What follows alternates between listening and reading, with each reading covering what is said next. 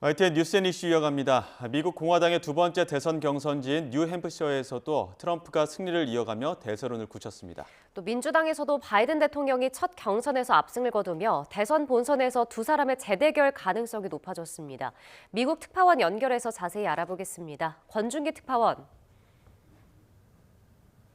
네, 워싱턴입니다. 먼저 공화당 경선에서 트럼프가 2연승을 거뒀죠. 그렇습니다. 트럼프의 승리는 개표 시작 1시간 만에 확정됐습니다.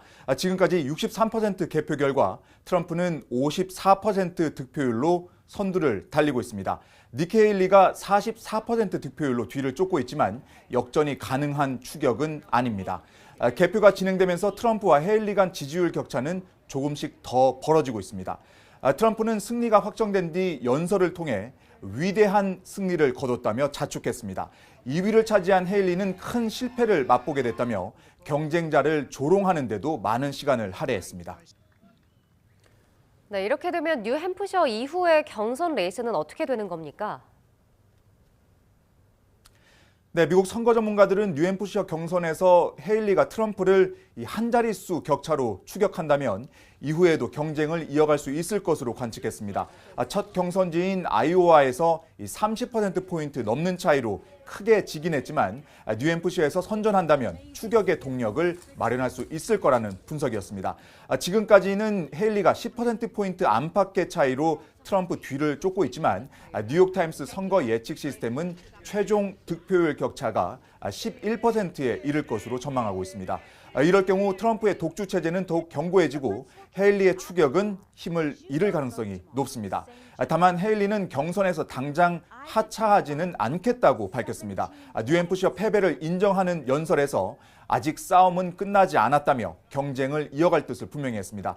특히 15개 주에서 동시에 경선이 치러지는 슈퍼 화요일까지 가봐야 승부를 알 수 있다며 적어도 3월까지는 선거운동을 계속할 의지를 나타냈습니다. 하지만 자신이 주지사를 지낸 사우스캐롤라이나에서마저 트럼프에게 열세를 보이고 있어 헤일리에겐 쉽지 않은 경쟁이 예상됩니다. 민주당도 뉴햄프셔에서 경선이 치러졌죠. 바이든 대통령이 압승을 거뒀다고요? 네, 민주당은 주정부와 당 전국위원회 사이 이견으로 뉴햄프셔에서 비공식 경선을 치렀습니다. 바이든 대통령은 후보 등록도 하지 않았습니다. 이 때문에 유권자들은 투표용지에 바이든 이름을 직접 써놓고 투표해야 했는데 이런데도 불구하고 바이든 대통령이 70% 넘는 득표율로 압승을 거뒀습니다. 공화당과 민주당에서 각각 트럼프와 바이든이 크게 이기면서 올 연말 대선에서 두 사람의 재대결 가능성도 커졌습니다. 양당 모두 경쟁자가 큰 위협이 되지 못하면서 트럼프와 바이든의 후보 확정도 조기에 이루어질 것으로 보이기 때문입니다. 민주당과 공화당의 일정상으로는 6월까지 경선을 이어간 뒤에 올 여름 후보를 확정짓는 전당대회를 거치고 11월에 대선 본선을 치르게 됩니다. 지금까지 워싱턴에서 YTN 권중입니다. 제가 사퇴 요구를 거절했기 때문에 구체적인 내용에 대해서는 말씀드리지 않겠습니다. 하지만 대통령실 내부에선 한 위원장의 사퇴 거부와 언론 플레이를 두고 뒤통수 맞았다 통제 불능이란 얘기가 흘러나왔습니다. 소통하는 과정에 조금씩 오해가 있던 것 같습니다. 그렇지만은 그런 오해는 금방 풀리고 전혀 긍정적으로 봉합되리라 믿고 싶지 않습니다.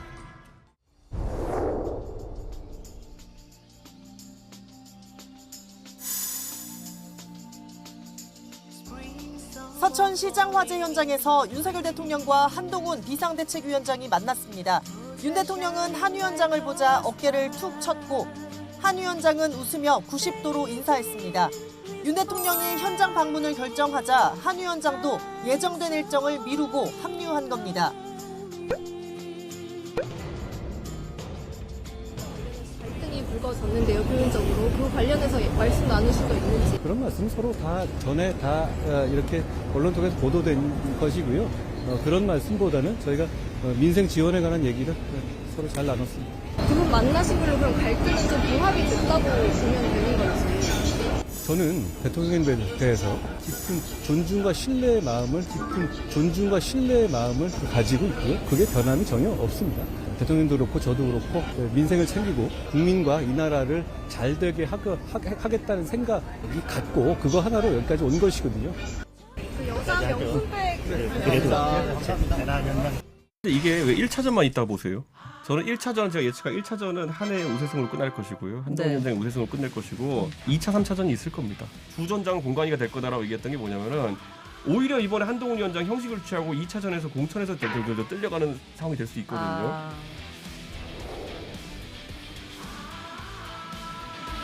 이건 심각하고 그냥 묻고 넘어가기는 힘들다. 몰카 공작에 대해서는 그건 그것대로, 가방에 대해서는 가방 나름대로 설명이 필요하다.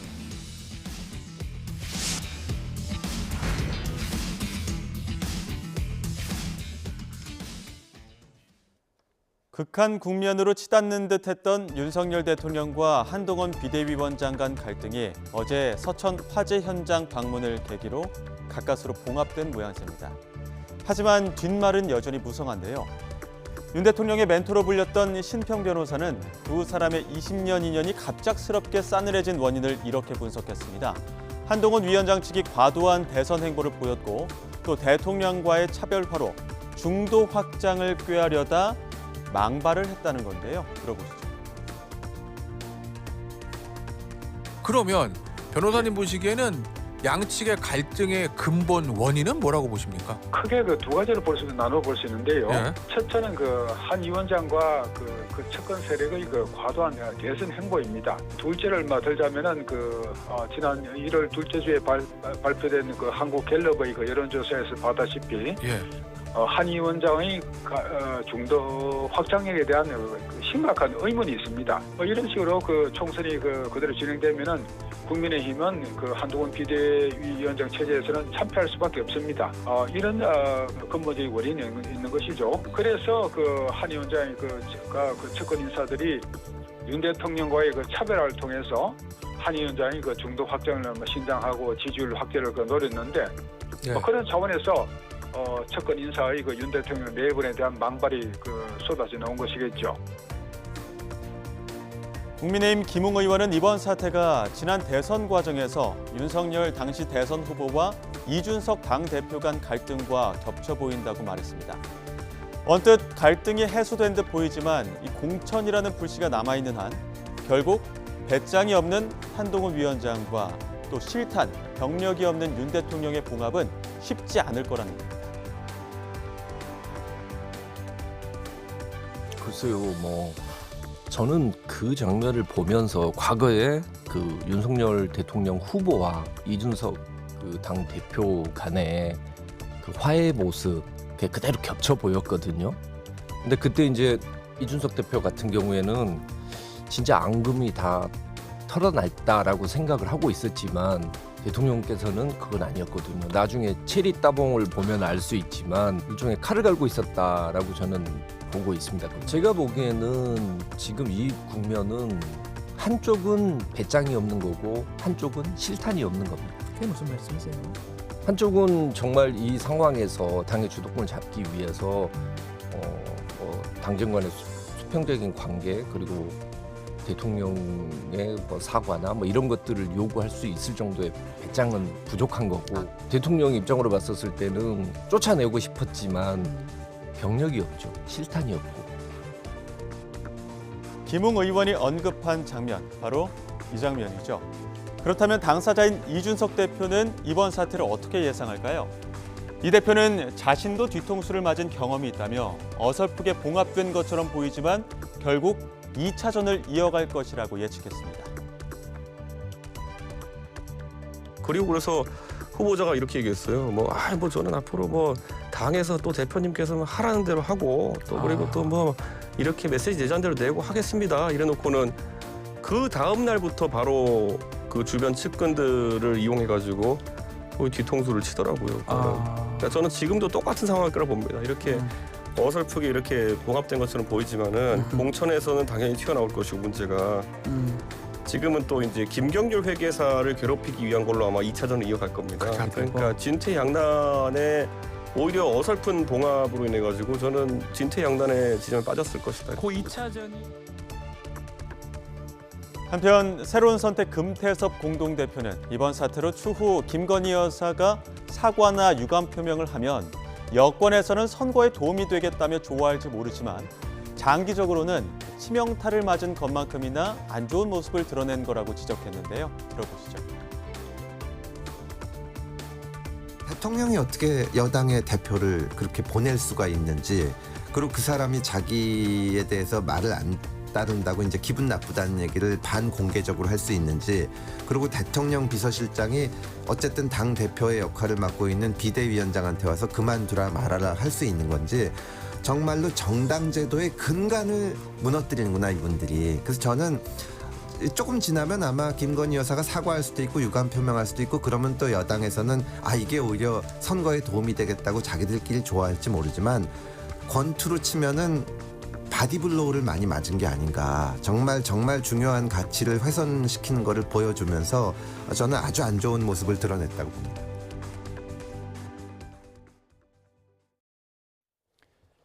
국민의힘 한동훈 비상대책위원장은 명품 가방 수수 논란 등 김건희 여사 문제에 대해 자신의 생각은 이미 충분히 말씀드렸다고 말했습니다. 또 윤석열 대통령과의 갈등을 해소할 출구 전략의 하나로 김경률 비대위원의 사퇴가 거론되는 데 대해선 그런 얘기를 들은 바 없고, 대통령도 자신도 민생 개선이라는 목표를 향해 간다고 강조했는데요. 직접 들어보시죠. 김경률 비대위원의 사퇴가 출구 전략이 될 수도 있다, 이런 주장에 대해 어떻게 보실까요? 저는 그런 얘기를 들은 바가 없습니다. 동의하시기 어려운 부분일까요? 그런 얘기 들은 바 없다는 정도로 하죠. 위원장님, 그 여사 리스트 관련해서 입장이 변했을지 궁금합니다. 제 생각은 이미 충분히 말씀드렸습니다. 저는 우리 정치의 핵심은 결국은 민생이라고 생각하고요. 제가 해온 것도 전부 다 민생을 더 좋게 만들기 위한 하나의 목표를 위해서 가는 겁니다. 대통령께서도 마찬가지시고요. 그러면 여사님의 사과 내지는 직접 입장 표명이 필요하다고 보시는지도. 제가 지금까지 말씀드려온 것에 대해서 제가 더 말씀드리지는 않겠습니다. 더불어민주당은 최근 여권 내에서 불거진 윤석열 대통령과 한동훈 비대위원장 간 갈등 양상을 통해 대통령실의 불법적 공천 개입 시도가 있었던 게 드러났다고 주장하며 윤석열 정권 관건 선거 저지 대책위원회를 구성했습니다. 대책위 위원장으로는 서영교 최고위원이 임명됐고, 국회 법사위 야당 간사인 소병철 의원이 대책위 부위원장을 맡았습니다. 민주당 박성준 대변인은 이와 별개로 당 법률위원회 차원에서 윤 대통령을 정치적 중립 의무 위반으로 고발하는 방안도 검토하고 있다고 밝혔습니다. 더불어민주당 이재명 대표는 윤석열 대통령과 한동훈 국민의힘 비상대책위원장이 충남 서천 수산물 특화시장 화재 현장에서 만난 걸 겨냥해 절규하는 피해 국민을 배경으로 정치쇼를 했다고 비판했습니다.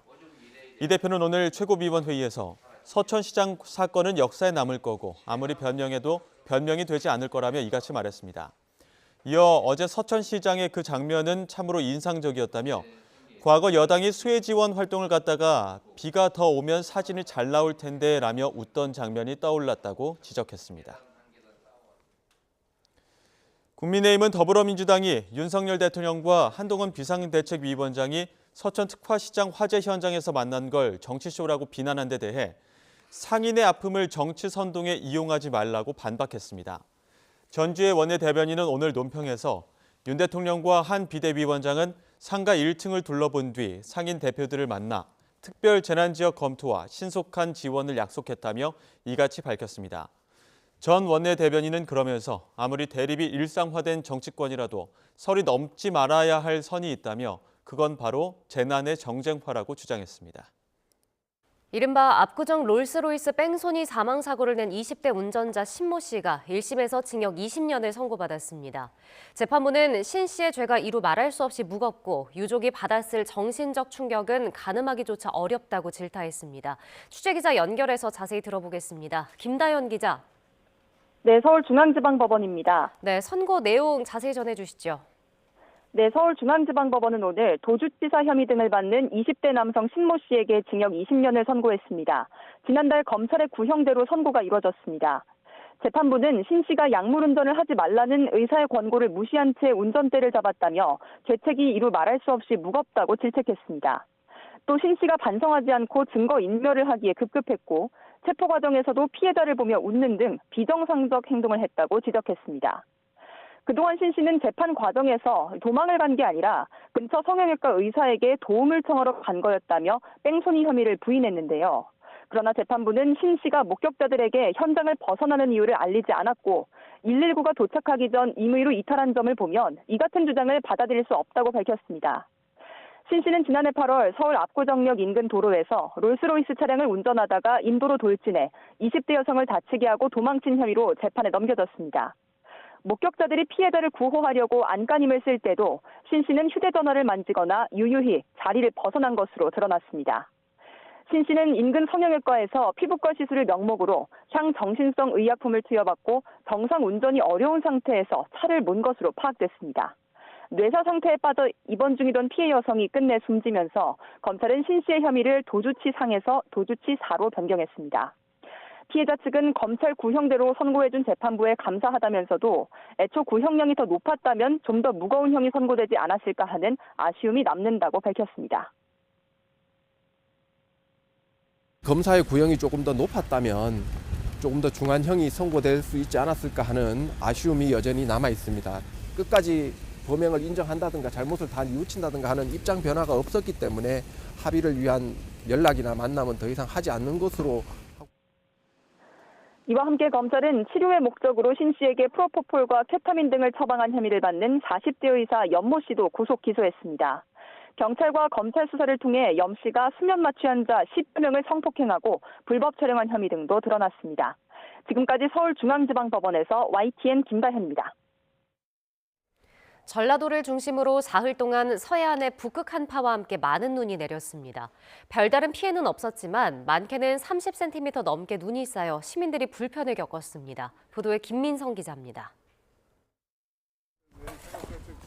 건물로 들어서려던 차량 한 대가 눈밭에 빠졌습니다. 가속 페달을 밟아도 역부족. 안 그래도 바쁜 출근길이 더 어수선해졌습니다. 눈을 치우지 않아가지고 지금 눈이 쌓여가지고 헛바퀴 도는 상황이어서 지금 좀 난감하네요. 집집마다 동트기 전부터 제설 작업을 시작했습니다. 습기를 머금어 유독 무거운 눈더미. 여럿이 힘을 합쳐도 금세 지치고 맙니다. 아이 치워야지. 안 치우면 뭐 어떻게 누가 사람이 보행을 할 수도 없고 또 이 주차도 할 수 없고 그러니까 이제 치워야죠.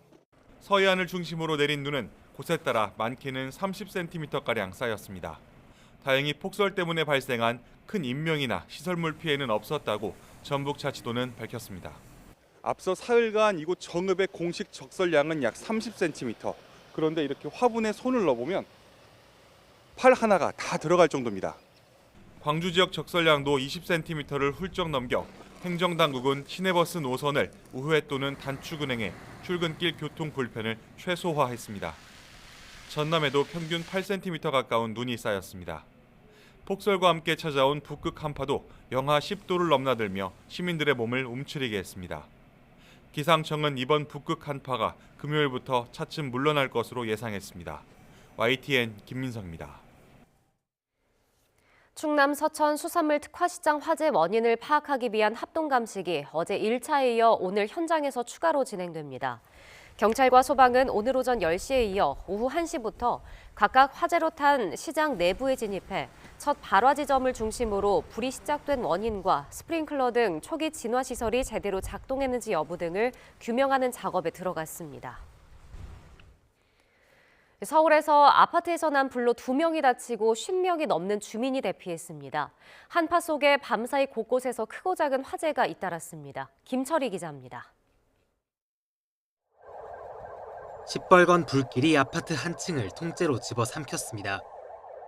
거센 불길에 외벽 일부가 아래로 떨어져 나가기도 합니다. 서울 은평구에 있는 7층짜리 아파트에서 불이 난 건 오늘 새벽 0시 10분쯤. 주민 2명이 연기를 마셔 병원으로 옮겨졌고 58명도 대피했습니다. 불이 상당히 심하게 이렇게 나고 있었고요. 주위에 보니까 또 일부 환자분들로 보이는데 40분 만에 불을 끈 소방은 화재 원인을 조사하고 있습니다. 어젯밤에는 서울 서초구에 있는 고시원에서 불이 났습니다. 거센 불길에 큰 폭발음까지 나 인근 주민들이 놀라기도 했습니다. 그러니까 지금 뭐가 터지는 소리라고 저게 지금. 다행히 다친 사람은 없었지만 고시원 거주자 15명은 구청에서 마련한 숙박시설로 옮겨갔습니다. 오늘 새벽에는 경기도 화성시에 있는 화물운반대 야적장에서 큰 불이 났습니다. 이 불로 50대 남성이 온몸에 2도 화상을 입고 병원으로 옮겨졌습니다. 소방은 화재 발생 30여 분 만에 주변 소방서 인력과 장비를 모두 동원하는 대응 2단계까지 발령한 끝에 불길을 잡았습니다. 비슷한 시각 대전시 유성구에 있는 4층짜리 다가구 주택에서도 불이 나 주민들이 대피했습니다. 소방은 화재 원인과 피해 규모를 조사하고 있습니다. YTN 김철입니다. 지난해 5억 장에 육박하는 화폐가 훼손되거나 오염돼 폐기 처리됐습니다. 한국은행은 지난해 폐기한 손상화폐가 모두 4억 8,385만 장, 3조 8,803억 원어치라고 밝혔습니다. 폐기된 물량을 낱장으로 이으면 경부고속도로를 76차례 왕복할 수 있고 쌓으면 에베레스트 산의 16배, 또 롯데월드타워의 253배에 달합니다. 코로나19 확산세 진정 이후 대면 상거래가 회복되며 화폐가 돌고 5만 원권 유통 수명이 다한 데다 시중금리가 오르면서 환수 금액이 늘어난 영향으로 분석됩니다. YTN은 수술실 CCTV 의무화법 도입 이후 현장에서 나타난 문제점에 대해 전해드리고 있습니다. 환자 요청에도 수술 장면을 녹화하지 않으면 벌금형에 그치는 데다 의료진이 모두 동의해야 촬영본을 확인할 수 있는 등 문제는 더 있습니다. 의료사고를 막겠다는 법 취지를 달성하기 위해선 현실에 맞게 법이 개정돼야 한다는 목소리가 나옵니다. 안동준 기자가 보도합니다. 지난해 12월 안과에서 수술을 받다 전신마취 부작용인 악성 고열증으로 8살 아들을 떠나보내야 했던 임모 씨. 흔하지 않은 부작용에 아이 수술 장면을 확인하고 싶었지만 당시 CCTV는 녹화되지 않았습니다. 수술 전 영상 촬영 동의서에도 서명했지만 의사소통의 오류로 녹화가 안 됐으니 정식으로 수사를 받겠다는 게 병원 측 입장이었습니다. CCTV 녹화가 안 됐으면 거기에 대해서도 페널티를 받겠다. 그런 식의 이제 대답만 있었었고요. 생각보다 이 부분에 대해서는 심각하게 받아들이지 않는 듯하는. 수술실에 CCTV를 설치하지 않거나 촬영 의무를 위반한 의료기관에는 벌금 500만 원이 부과될 수 있습니다. 촬영한 영상을 훼손하거나 유출하면 5년 이하 징역이나 5천만 원 이하 벌금에 처하는데 오히려 법 자체를 이행하지 않으면 더 약한 수준의 처벌에 그치는 겁니다. 지난 2016년 성형외과에서 수술받다 숨진 사건으로 수술실 CCTV 의무화법 도입을 촉발했던 고 권대희 씨 유족도 한계점을 지적했습니다. 환자 요청에도 의료진이 촬영하지 않으면 무용지물인데다 막상 CCTV를 보려고 해도 의료진이 동의하지 않으면 볼 수 없다는 겁니다. 법이라는 것 자체가 잘 사용하면은 참 많은 사람들이 피부로 느끼지만은 그 법도 이제 뭐 악용을 하거나 무시를 하거나 하면은 또 그 법이 무력화가 될 수 있잖아요. 의료사고를 막고 환자들의 권리를 구제하기 위해 도입된 수술실 CCTV 의무화법.